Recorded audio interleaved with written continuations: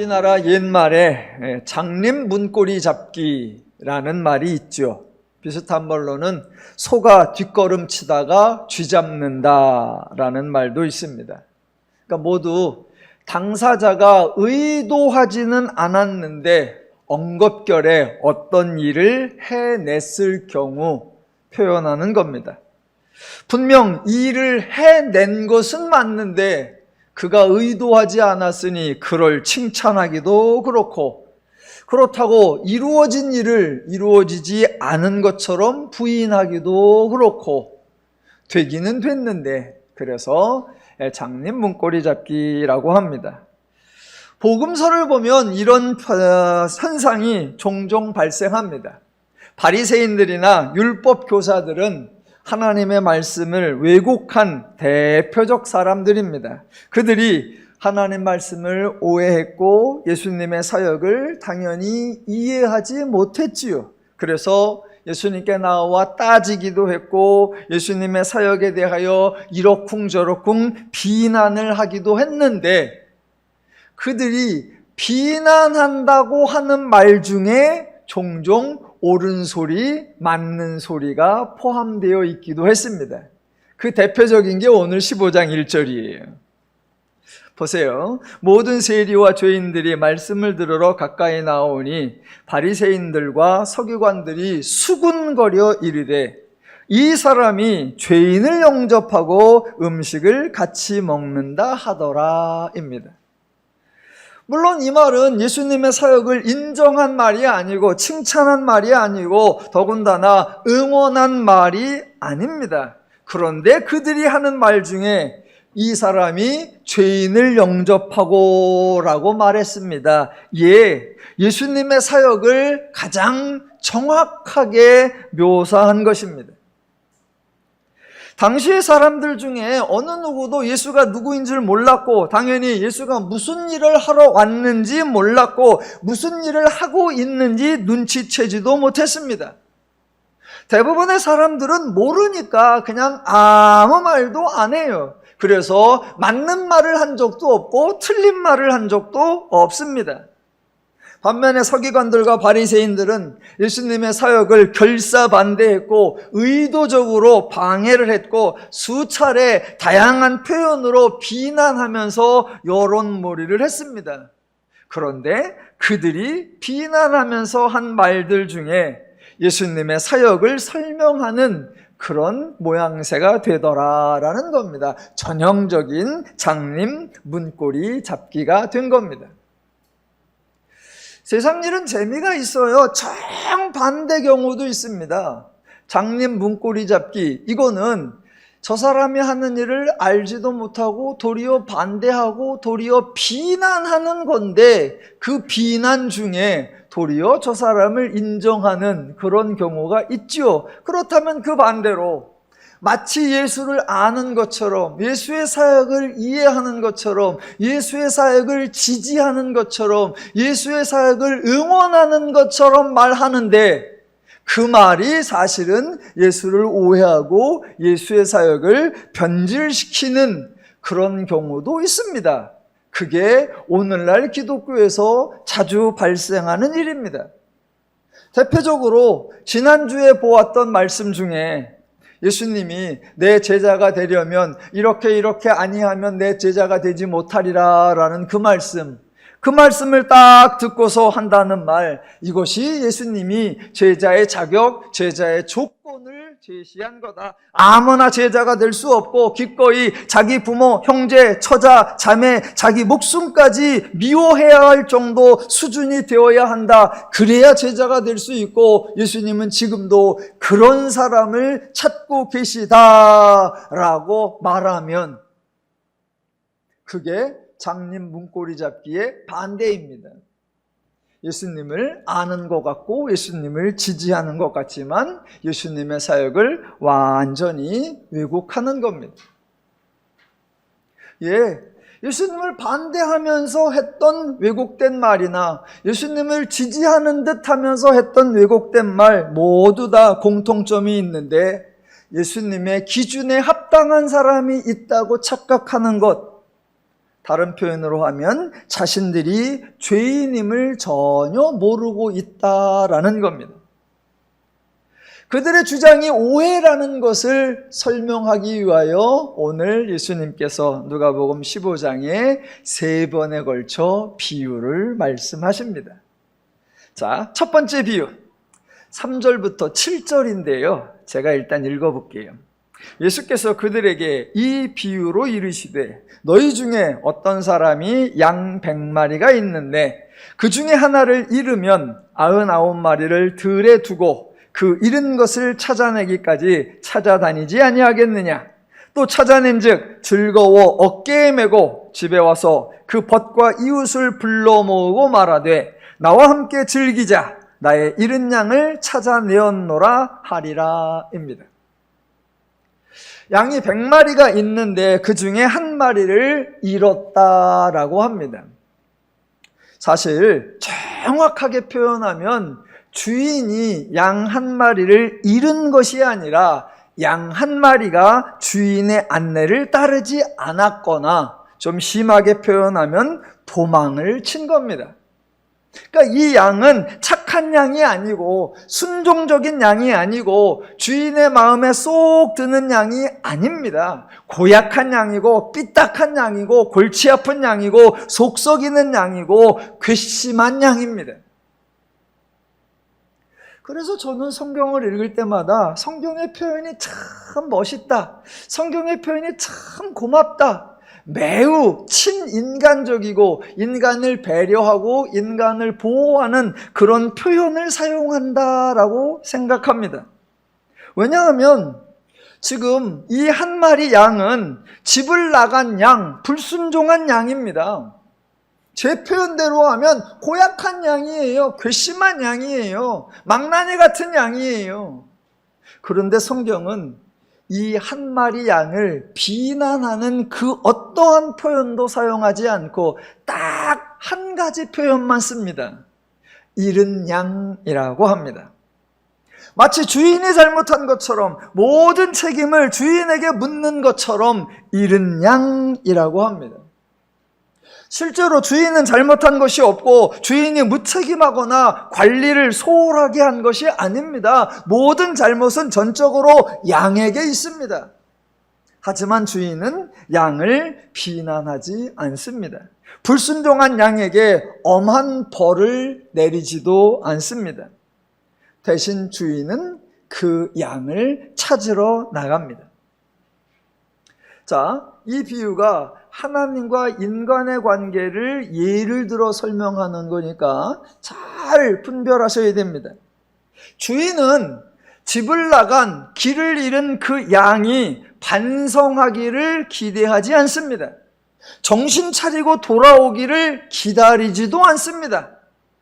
이제는 양다운 자격을 갖추기를, 그래서 주인의 마음에 드는 양이 되기 위하여 대우각성하기를 바라지 않습니다.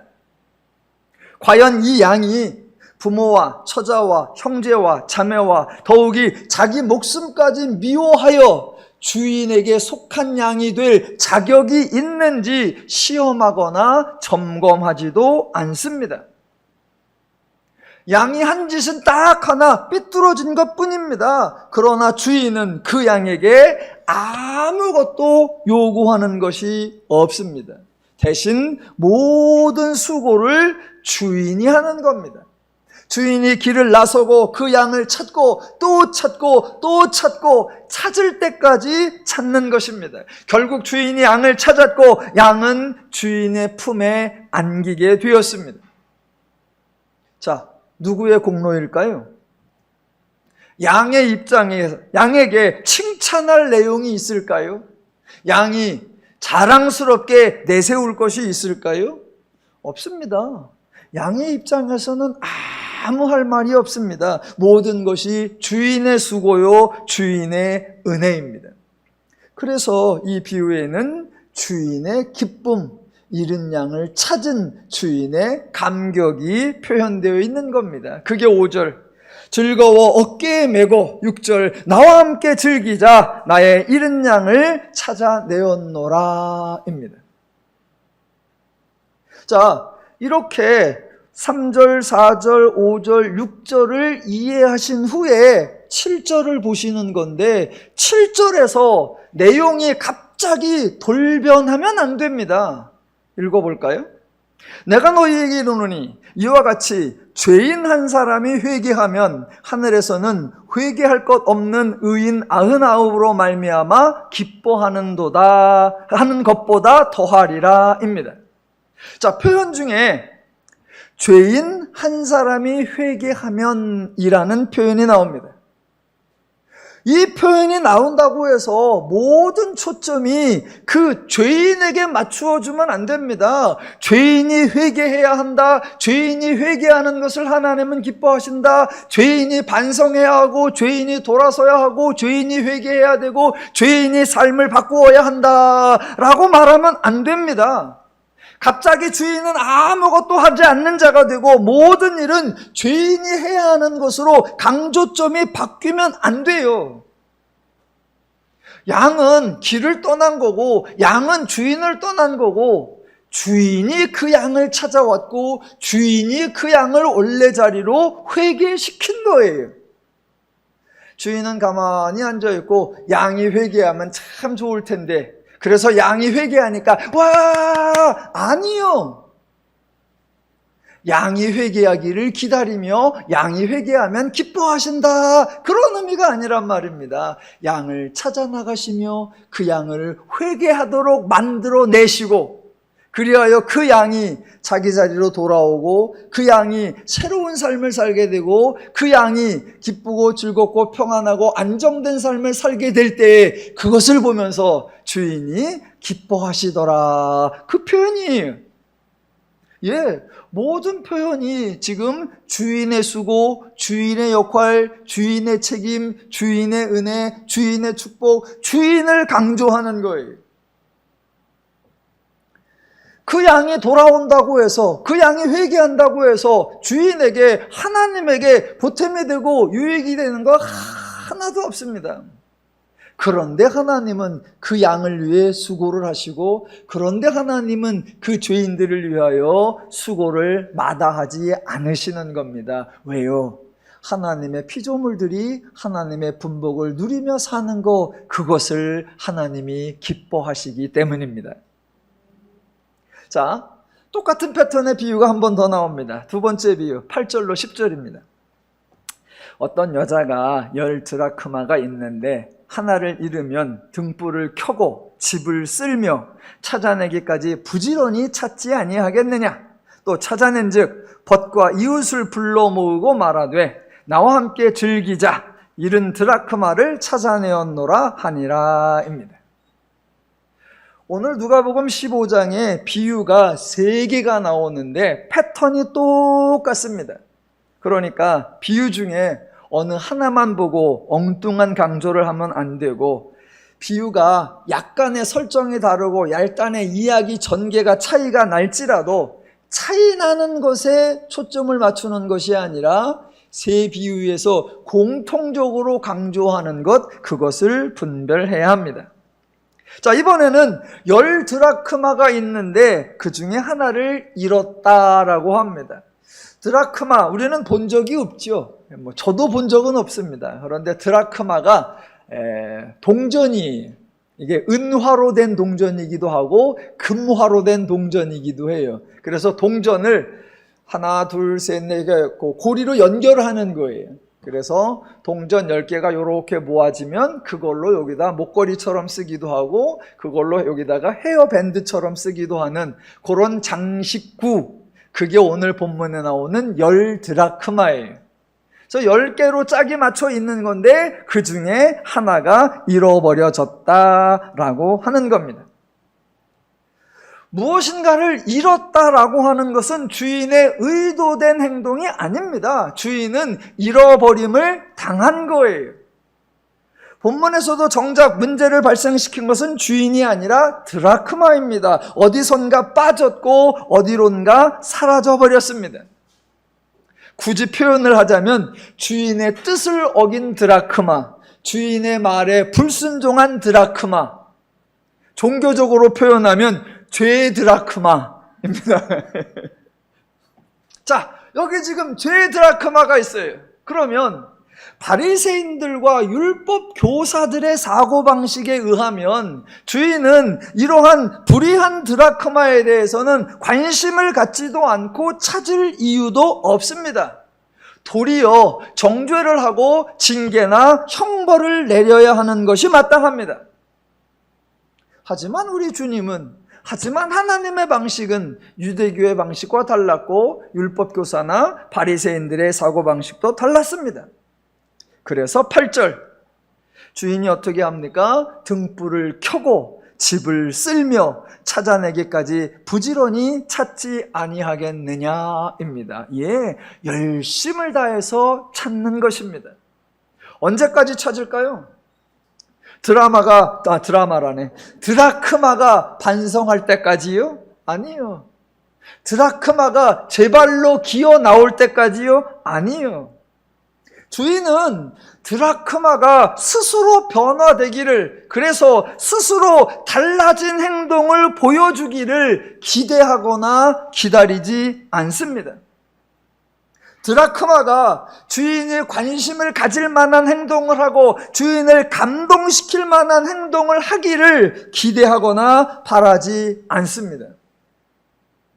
기독교의 하나님은 일하시는 분이라고 했습니다. 그것도 대충 일하시는 분이 아니라 열심을 다하시는 분입니다. 그래서 하나님은 죄인이 변화되기를 기다리는 분이 아니라 친히 일하셔서 죄인을 변화시키고 죄인에게 새로운 삶을 선물해 주시는 좋으신 하나님이십니다. 그래서 앞에 나온 양의 비유에서와 마찬가지 이번에도 주인이 수고를 하십니다. 드라크마에게 어떤 자격을 요구하지 않고 어떤 조건을 제시하지도 않습니다. 드라크마가 하는 행동을 보고 주인이 어떻게 반응할까 결정하는 것이 아닙니다. 정반대로 주인의 수고에 의하여 드라크마의 운명이 달라지고 주인의 수고에 의하여 드라크마의 삶이 달라지는 겁니다. 주인은 그렇게 자신의 것을 소중히 여기고 자신의 것이 잘되게 만들기 위하여 일하고 애쓰는 거예요. 그래서 이번에도 주인은 열심을 내어 찾았고 찾았을 때에 너무 기뻐서 벗과 이웃을 불러 함께 즐기자라고 했습니다. 가끔 이제 기독교에 대하여 좀 억하심정이 있는 분들이 계셔서 계속 딴지를 거는 분들이 있어요. 그분이 거는 좀 비난하는 듯 조롱하는 듯한 문제 제기가 있어요. 예를 들면 이런 거예요. 오늘 본문에서 자, 양이 100마리가 있는데 한 마리가 잃어버렸대요. 그러니까 오늘 본문에 보니까 주인이, 목자가 99마리를 들에 두고 한 마리를 찾으러 갔다라고 나옵니다. 그랬더니 이 주인은 미쳤다, 이 주인은 정신이 나갔다, 이 주인은 현실 파악이 안 된다. 아니, 99마리를 들에 두고 한 마리를 찾으러 가면 그새 99마리 다 도망가지. 그냥 잃어버렸으면 포기하고 99마리를 지키는 거, 그게 현명한 거지. 한 마리 찾겠다고 99마리 두고 가면 걔네들 다 도망가고 그거 맹수들이 와서 잡아먹고, 이런 바보 같은 주인이 있냐? 또 어떤 분은 이렇게 얘기해요. 본문에 보니까 그래, 다행스럽게 99마리가 도망을 안 갔구나. 한 마리를 찾아왔어. 찾아와서 너무 기뻐갖고 동네 사람 다 불러서 잔치를 했대. 그날 메뉴가 뭐냐? 양고기. 뭐를 잡았을까요?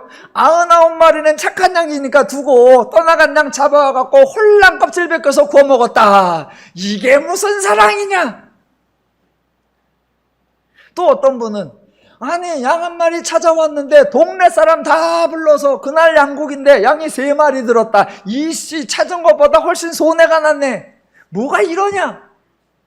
예, 말을 만들면 다 말거리가 됩니다. 그러나 그것들은 지금 성경이 말하고자 하는 의도를 벗어난 거예요.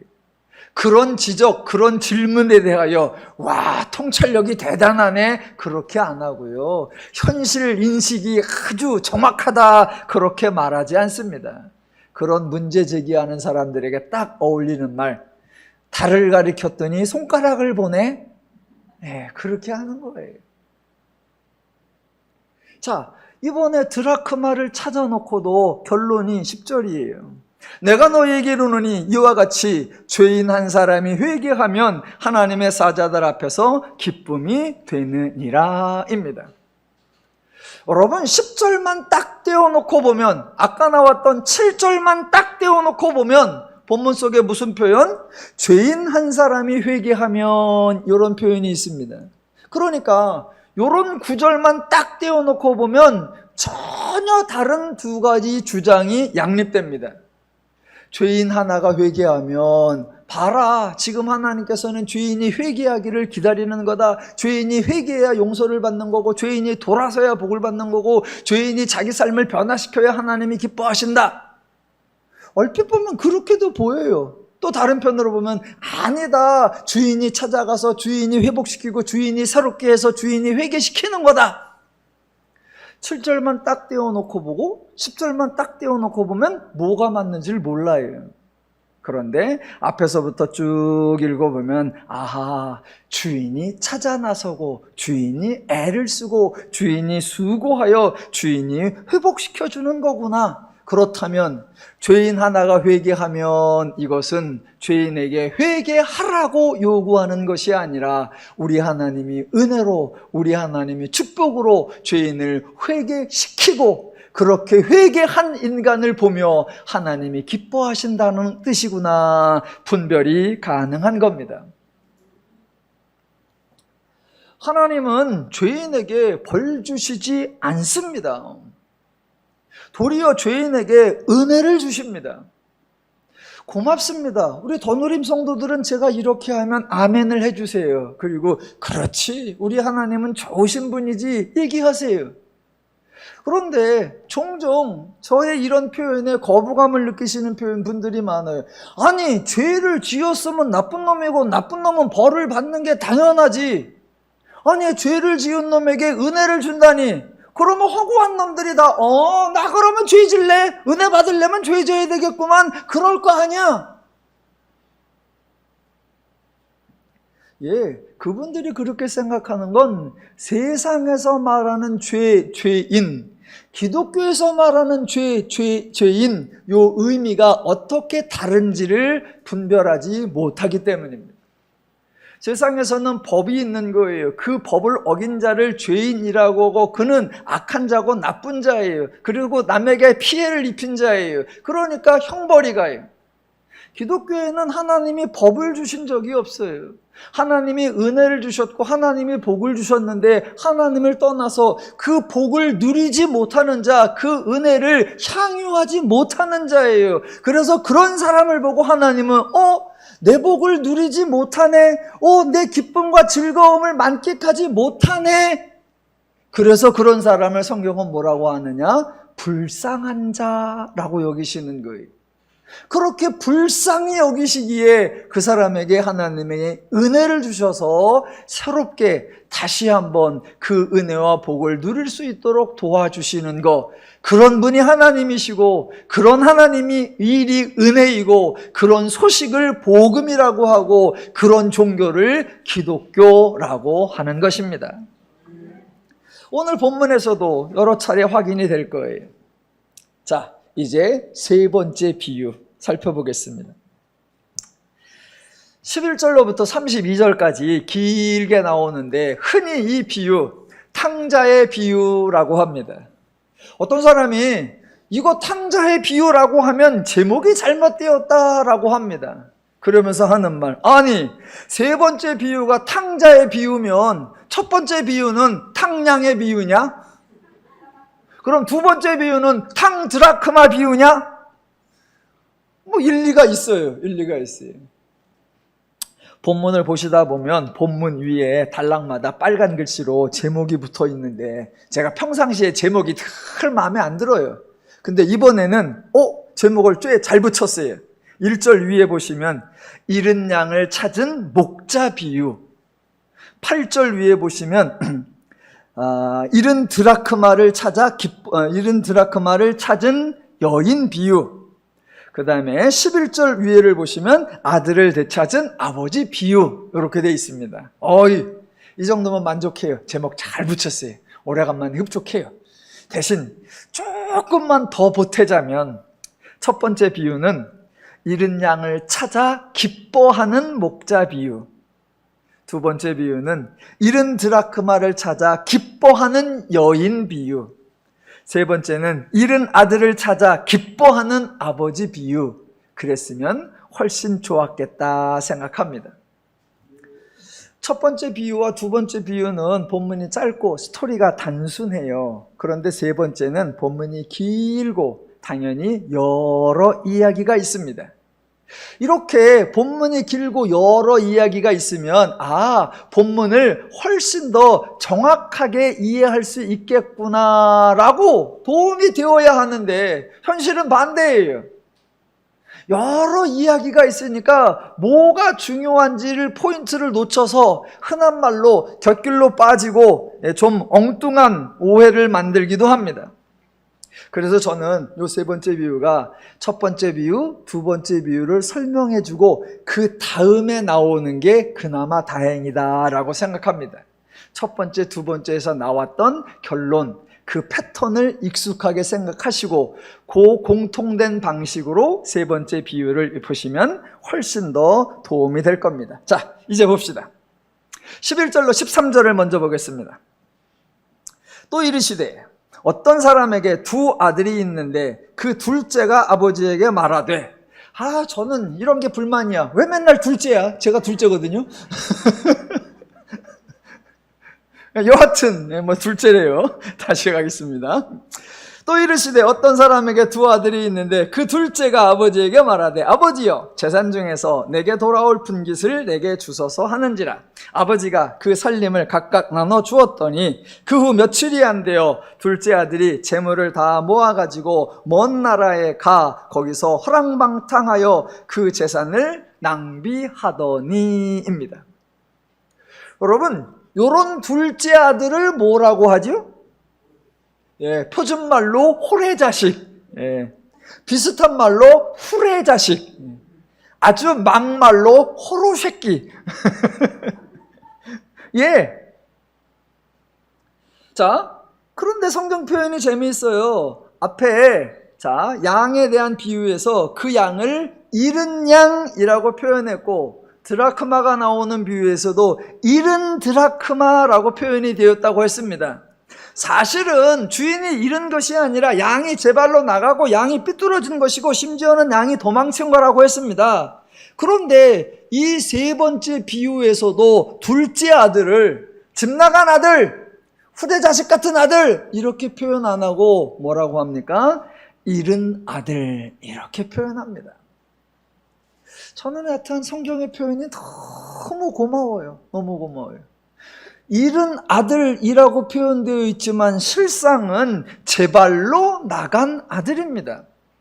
어쩌다가 실수로 길을 잃은 것이 아니고 놀다가 보니 늦게 들어오다가 결국 못 들어온 거 아닙니다. 아예 작정을 하고 멀쩡히 살아계신 아버지에게 유산을 달라고 했고 아주 의도적으로 살아계신 아버지를 떠나 먼 나라로 갔습니다.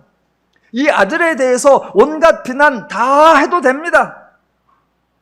핵심은 유산을 미리 받아갔대 그게 아니고요. 가장 중요한 핵심은 아버지를 떠났대, 아버지를 버렸대입니다.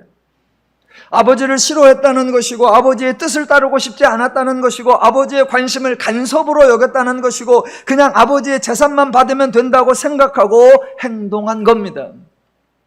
하나님과 인간의 관계에서 이런 인간의 행동을 죄라고 하고 이런 사람을 죄인이라고 하는 겁니다. 자, 그렇게 허랑방탕하더니 14절 다 없앤 후 그 나라에 크게 흉년이 들어 그가 비로소 궁핍한지라. 가서 그 나라 백성 중 한 사람에게 붙여 사니 그가 그를 들로 보내어 돼지를 치게 하였는데 그가 돼지 먹는 쥐엄 열매로 배를 채우고자 하되 주는 자가 없는지라입니다. 자, 이 둘째 아들이 나가서 이런 꼴을 당하고 있습니다. 세상에서는 그때 뭐라고 하죠? 아주 간단하죠. 아이고 벌 받았네 라고 합니다. 세상에서 벌 받았네 라고 한다고 해서 기독교에서는 조금 더 디테일하게 하나님이 벌 주셨다 라고 하면 안 됩니다. 왜냐하면 우리 하나님은 그런 분이 아니시기 때문입니다. 그럼 기독교에서는 뭐라고 해요? 예, 이런 것을 결과 또는 열매라고 합니다. 그 사람의 행한 행동에 자연적으로 따라오는 말 그대로 결과입니다. 제 생각에 아마도 기독교에서 가장 오해되고 가장 왜곡된 내용 중에 하나가 뭐냐? 인간이 죄를 범하면 하나님이 징계하신다라는 말일 겁니다. 여러분, 인간이 죄를 범하면 하나님이 징계하고 형벌 내리십니까? 한번 그렇게 해볼까요? 우리 하나님이 그런 분이시라면요, 여기 지금 저와 여러분, 이쪽 분은 눈이 없을 거고 저쪽 분은 귀가 없을 거고 저쪽은 다리가 없을 거고 저는 형체가 없을 거예요. 예, 우리 하나님 그런 분 절대로 아니십니다. 비유로 돌아와 볼까요? 첫 번째 비유에서 주인을 떠난 양, 그 양 무슨 벌을 받았죠? 두 번째 비유에서 주인을 떠난 드라크마, 예, 무슨 징계를 받았습니까? 없습니다. 물론 길을 잃은 양, 예, 고생을 했겠죠. 여기저기 헤매고 다녔을 것이고 어쩌면 수렁에 빠졌을 수도 있고 제때에 꼴을 먹지 못했을 수도 있고 저녁에 추워서 덜덜 떨었을 수도 있고 맹수의 울음소리가 날 때마다 두렵고 염려가 됐을 수도 있습니다. 그런데 그 일들이 왜 생겼죠? 주인이 길 찾지 말라고 막 어지럽혀 놨나요? 주인이 꼴 못 먹게 하려고 싹 베어버렸나요? 주인이 사자와 곰을 풀어 놓았나요? 아니요. 주인은 그 양이 해로움을 당할, 주인은 그 양이 곤고함을 당할 그 어떤 조치도 취한 적이 없습니다. 양이 자기의 보호자를 떠나서 양이 자기의 안식처를 떠났을 때 그런 어려움을 자초했을 뿐이에요. 예, 하나님은 인간이 범죄한다고, 인간이 하나님을 떠난다고, 인간이 하나님을 부인한다고 징계하고 벌 내리고 협박하고 공갈치고 두려움과 불안에 떨게 절대로 그런 분이 아니시다라는 겁니다. 우리 하나님은 우리를 사랑만 하십니다. 예, 우리 하나님은 우리를 사랑만 하세요. 하나님에게는 한쪽에는 공평이 있고 한쪽에는 은혜가 있다. 그래서 한쪽으로는 때리기도 하시지만 한편으로는 싸매기도 하신다. 아니요. 절대로 그렇지 않습니다. 우리 하나님은 죄인을 불쌍히 여기시고 죄인에게 은혜와 복을 주시는 좋으신 하나님이십니다. 자, 이제부터 17절인데 잘 따라오시기 바랍니다. 17절. 둘째 아들이 이에 스스로 돌이켜 이르되 내 아버지에게는 양식이 풍족한 품꾼이 얼마나 많은가? 나는 여기서 줄여 죽는구나. 내가 일어나 아버지께로 가서 이르기를 아버지, 내가 하늘과 아버지께 죄를 지었사오니 지금부터는 아버지의 아들이라 일컬음을 감당하지 못하겠나이다. 나를 품꾼의 하나로 보소서 하리라 하고입니다.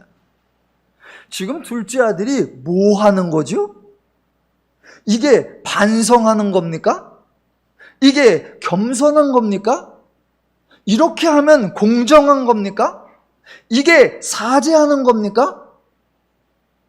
둘째 아들의 이런 행동을 전문 용어로 뭐라고 하느냐? 꼴값을 떤다. 그러는 거예요. 자, 지금 예수님이 죄인들을 구원하러 오셔서 하나님과 인간의 관계, 그때의 하나님의 역할, 하나님의 수고를 비유를 들어서 설명하고 계세요. 자, 그 중에 죄인들이 가지고 있는 문제점 2개, 여러 가지가 있지만 설명해 볼게요. 첫 번째, 죄인들이 가지고 있는 문제점 첫 번째, 자기 발로 아버지 즉 하나님을 떠났다라는 겁니다.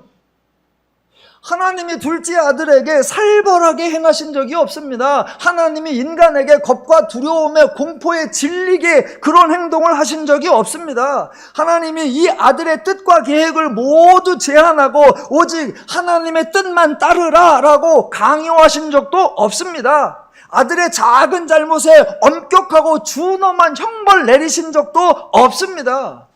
도리어 하나님은 아들의 요구를 다 들어주시는 분이었어요. 심지어는 재산을 내놓으라 라고 해도 내어주셨고 아버지를 떠나겠다라는 것도 허락해 주셨습니다.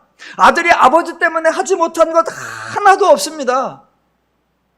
떠난다고 할 때까지는 모른 척하다가 정말로 아버지를 딱 떠나자마자 뒤에다 대고 징계와 형벌을 내린 적 그런 것도 없습니다. 아들, 즉 인간은 제 발로 하나님을 떠났고 스스로 하나님의 은혜와 복을 버렸고 제 발로 시련과 고난을 자초한 겁니다. 죄인의 첫 번째 문제, 자기 스스로 하나님을 떠났다라는 거고, 두 번째 문제, 죄인은 하나님에 대하여 전혀 모른다라는 겁니다.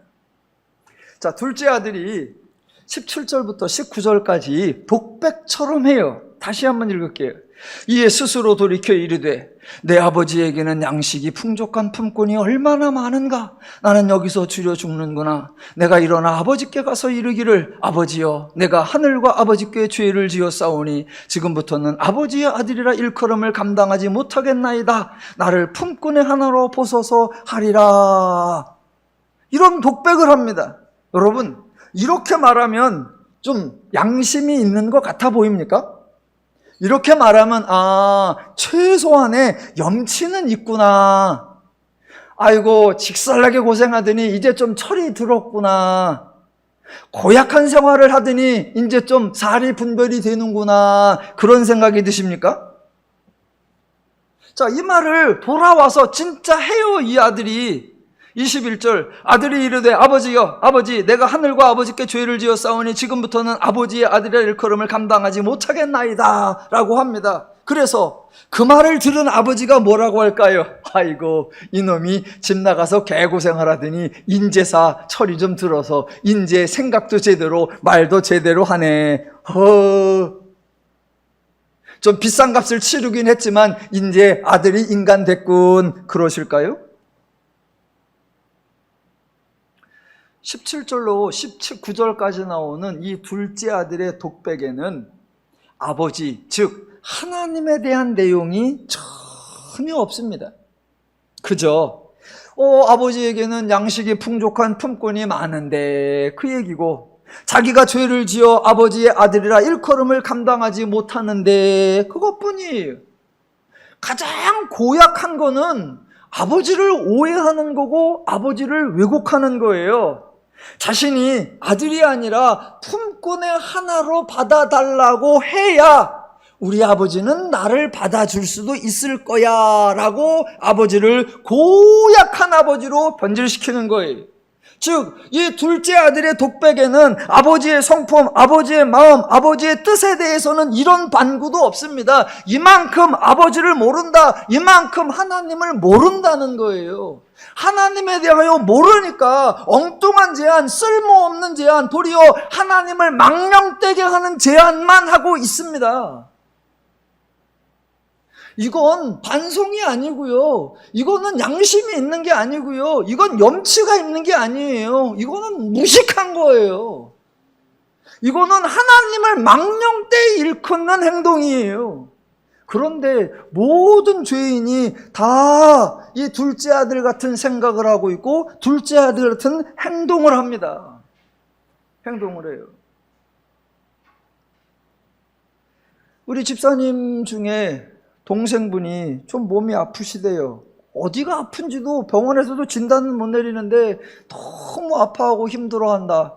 그래서 목사님 기도 좀 해주세요. 다른 교회 다니는데 언니는 우리 교회고 그래서 기도 좀 해서 알았다고. 그래서 어제 갔어요. 문 앞에 들어가니까 저를 보자마자 첫 번째, 아유 목사님 이런 일로 목사님을 오시게 해서 죄송해요. 제가 첫 마디 그랬어요. 반성 같은 거 하지 마라. 아픈 사람이 뭘 그런 걸 하냐. 제가 기도해 줄 건데 다짐도 하지 마라. 낫기만 하면 이렇게 할. 그런 거 하지 마라. 그런 거 하지 마라. 그런 거 하지 마라. 우리는 그게 늘 몸에 배 있어요. 조금만 있으면 하나님이 때렸나? 하나님이 치셨나? 하나님이 벌 주셨나? 그러니까 일단 설설 기어. 그래갖고 막 어렸을 때부터 나온 죄를 다 기억나는 대로 다 들춰내. 그래놓고 지키지도 못할 허다한 약속을 다 해. 그게 아주 우리에게 생활에 쩔었어요, 쩔어. 반성도 하지 말고 회개도 하지 말고 그냥 하나님 아파요 그래라. 그냥 하나님 아파라. 그래갖고 하나님이 은혜 줘서 건강해지면 신나게 살아라. 너무 신나갖고 주일도 잊어먹었다. 그럼 잘했다 그랬어요. 그래라. 주일도 잊어먹을 정도로 주일날 예배 가야 되는 것도 기억이 안 날 정도로 신나게 살아야 돼. 그거 잘하는 거다. 그거 잘하는 거다.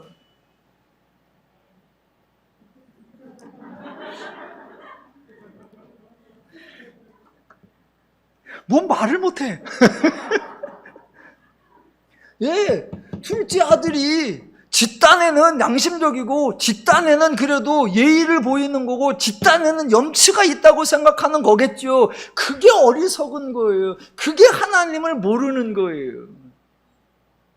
죄인들은 그렇게 하나님을 몰라요. 그러니까 하나님이 뭐를 하십니까? 계시, 즉 하나님을 보여주고 나타내고 알려주고 가르쳐주고 경험하는 거지요. 그래서 묻지도 따지지도 아니하고 은혜를 주시고 하나님이 수고하시고 하나님의 복을 주셔서 인간을 새롭게 하고 인간을 강건케 하고 인간을 복되게 하고 인간을 축복 주시는 그런 하나님. 그래서 우리 하나님은 이러시는 분이구나. 우리 하나님은 나를 문제 삼지 아니하고 언제나 내 편이시고 나를 응원하시며 나를 후원하시며 나를 축복하시는 분이구나 라고 알게 하시는 거예요. 예. 성경 전체에 하나님 때문에 인생 망친 사람 없습니다. 하나님 때문에 자기가 하고 싶은 거 포기한 사람 없습니다. 하나님 뜻을 이루라고 강요당한 사람 없습니다. 하나님 때문에 억울한 일, 불행한 일, 힘든 일 당한 사람 없습니다. 이번에 목사 한 수 받으시는 세 분, 하나님 때문에 이제 자기 인생은 끝났다 생각하십시오. 아니요. 아니요. 이제 나는 내 뜻대로 안 산다. 아니요. 아니요. 아니요. 안수 받으시면서 이제 제대로 산다 그러시면 되는 거예요. 이제 내가 하고 싶은 일을 할 수 있게 되었구나. 이게 내가 이제 하나님의 전폭적 지지를 받으면서 멋지게 살 수 있겠구나 그러시는 거예요. 하나님은 절대로 인간을 힘들게 하시는 분이 아니에요. 죄인을 찾아오셨고 하나님의 은혜를 주셨고 하나님이 문제 해결해 주셨고 하나님이 복을 주셨고 하나님이 행복한 삶을 살도록 도와주시는 것입니다. 자, 누가복음 15장에 세 개의 비유가 나오는데 하나님과 인간의 관계를 설명하는 거예요. 자, 이 비유들에서 비유예요. 비유, 이야기예요. 그러니까 사실에 해당하는 부분이 있고 이야기를 풀어나가기 위하여 설정한 이야기도 있어요. 그러니까 사실인 부분과 설정인 부분을 잘 분별해야 합니다. 자, 세 번째 비유에서 아주 중요한데, 자, 둘째 아들이 재산을 달라 하여 아버지를 떠난 거, 그거 사실이에요. 먼 나라에 가서 허랑방탕하여 고생한 거, 그거 사실이에요. 그러나 둘째 아들이 17절에서 이에 스스로 돌이켜라고 집을 생각한 것이나 18절 내가 일어나 아버지께로 가서라고 돌아가야겠다고 마음을 먹은 것이나 20절 이에 일어나서 아버지께로 돌아가니라라고 돌아갔다는 것, 이거는 모두 사실이 아니라 그냥 설정입니다. 왜냐하면 죄인 중에 이런 사람이 없고 죄인 중에 이런 사례가 없고 죄인 중에 이런 가능성이 없습니다. 죄인 중에 내가 하나님을 떠났구나라는 걸 인식한 사람이 없고 내가 하나님께로 돌아가야 될 텐데 마음먹은 사람이 없고 그래서 제발로 하나님께 돌아온 사람 단 한 번도 없고 단 한 명도 없습니다. 그러니까 이야기 속에서는 둘째 아들이 돌아가야지 독백도 하고 나를 품꾼의 하나로 여겨달라고 그렇게 다짐도 하고 그래서 아버지께로 돌아왔다라고 하지만 실제로는 그런 경우는 없습니다.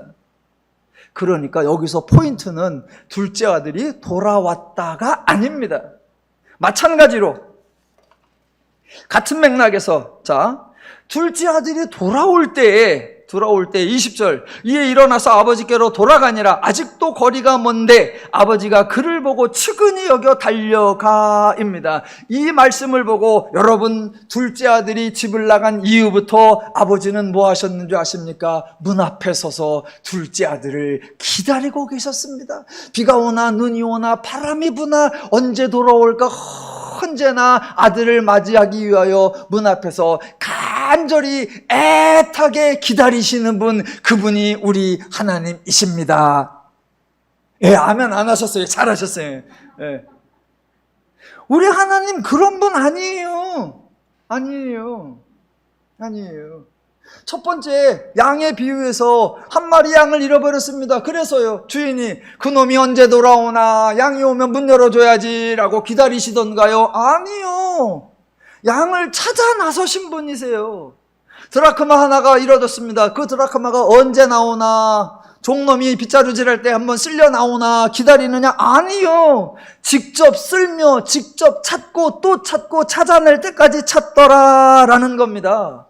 세 번째 비유에서도 마찬가지예요. 마치 둘째 아들이 반성하는 것처럼, 마치 직접 제 발로 돌아오는 것처럼 묘사되고 아버지는 그 집 문 앞에서 기다리는 것처럼 묘사되었지만 사실은 정반대입니다. 죄인 중에 어느 누구도 제 발로 하나님 앞에 찾아온 적이 없습니다.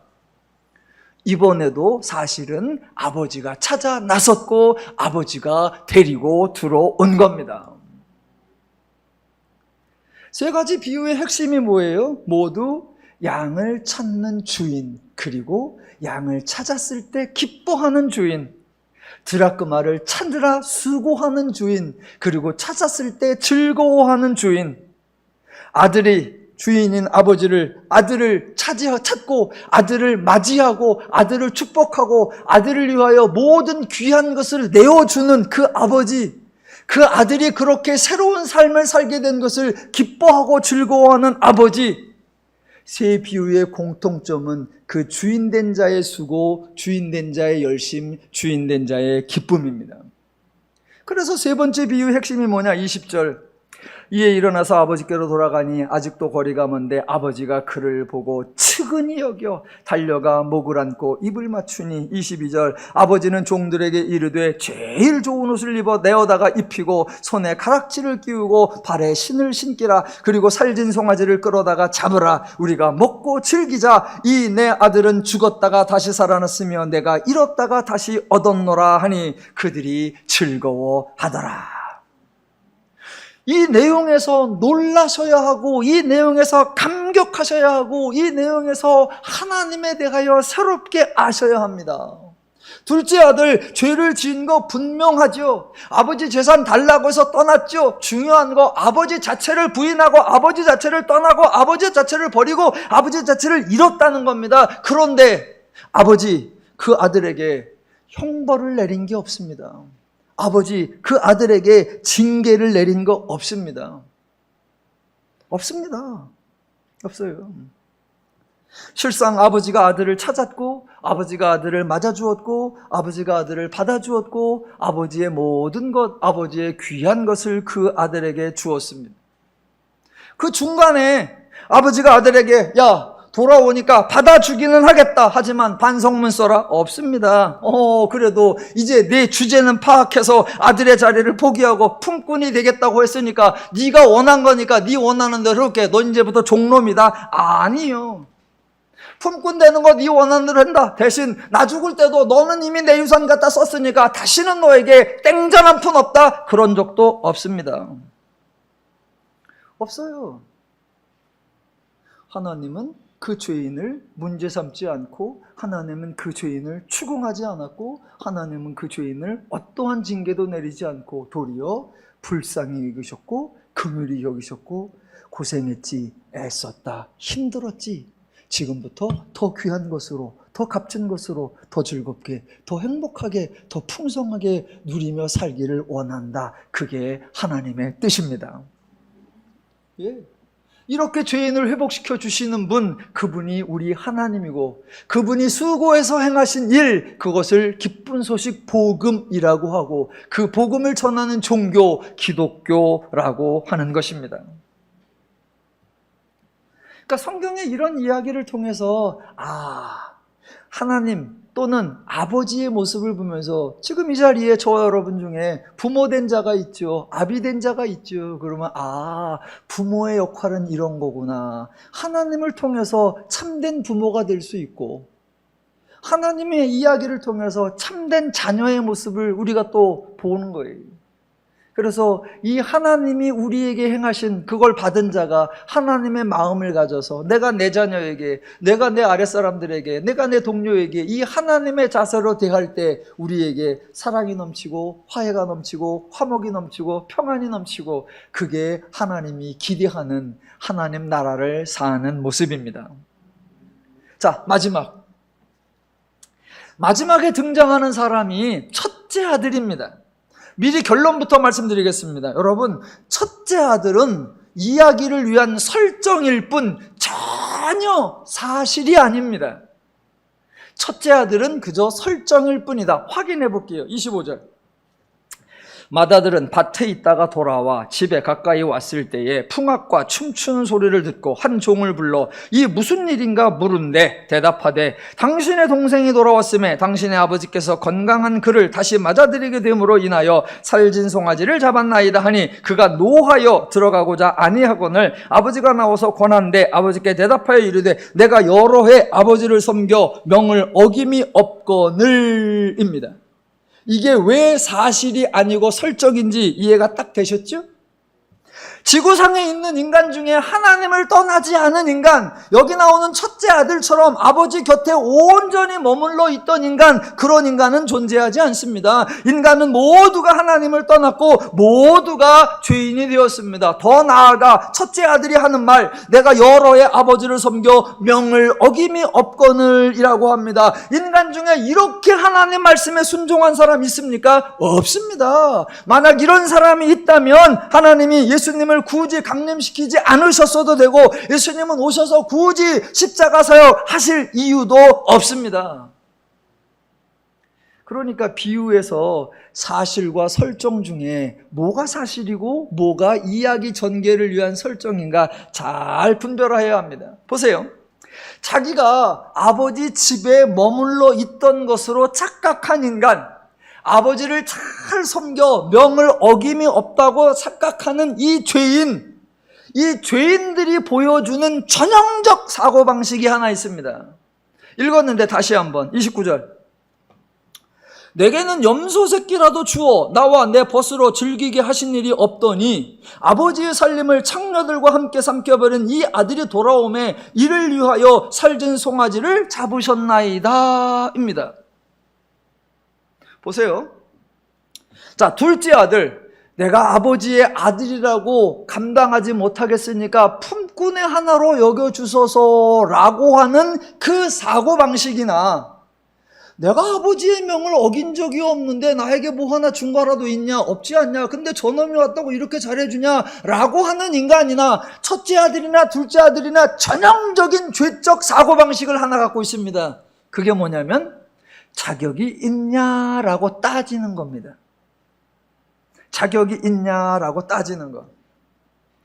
여러분, 둘째 아들이 나는 아들의 자격이 없다 생각하여서 꽤나 합당하게 제안한 것이 아들이 아니라 품꾼의 하나라고 여겨달라는 거였습니다. 한번 생각해 보십시오.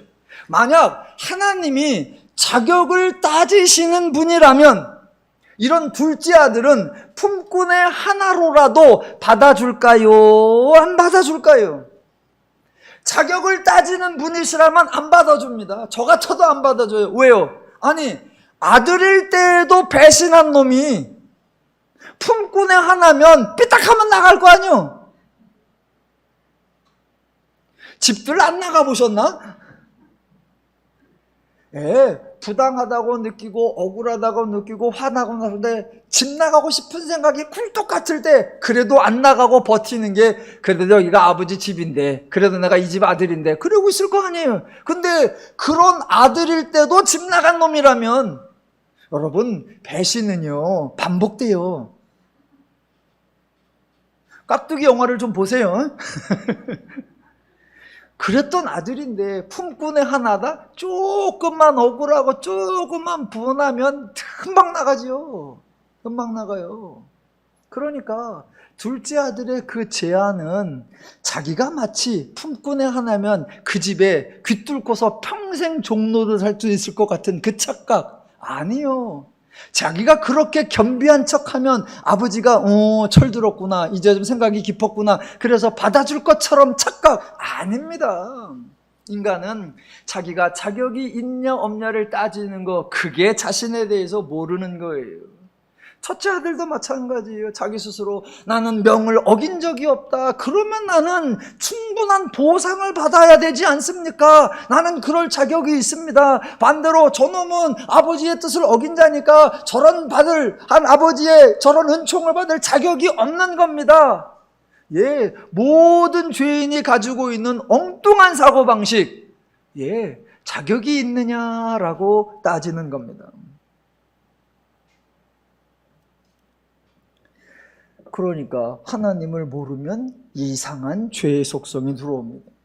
세 가지 비유를 통해서 결론을 내보겠습니다. 우리는 모두 하나님을 떠난 자들이었습니다. 스스로 복을 걷어차고 대신 힘든 생활을 했던 사람들입니다. 그런 우리를 하나님이 찾아오셨고 은혜를 주셨고 복을 주셨습니다.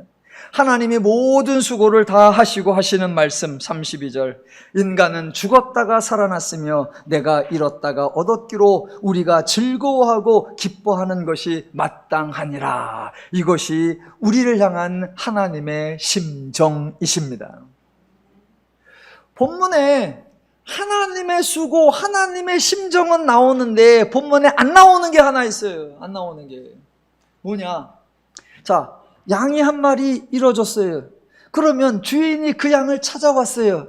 이 양이 다시 주인 품에 돌아왔을 때 얼마나 안도하고 얼마나 평안하고 얼마나 감격하고 얼마나 기뻐했을까? 그 양의 감격이 본문에 없어요. 잃어버려진 드라크마, 주인은 그거를 찾느라고 애썼어요. 그래서 그걸 찾아왔을 때 주인이 기뻐했다 그래요.